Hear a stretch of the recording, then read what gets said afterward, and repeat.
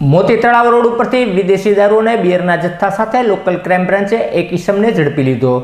Local crime બ્રાન્ચની ટીમને બાતમી મળી હતી કે કણબીવાડ વિસ્તારમાં રહેતા નિલેશભાઈ વિનોદભાઈ બારૈયા મોતી તળાવ રોડ ઉપર વિદેશી દારૂ રાખી વેચાણ કરી રહ્યા છે। જે બાતમીના આધારે એલસીબીની ટીમે દોડી જઈ રેડ કરતા વિદેશી દારૂનો જથ્થો અને બિયરના ટીન મળી આવતા નિલેશભાઈ બારૈયાની ધોરણસરની અટકાયત કરી કાર્યવાહી હાથ ધરી હતી।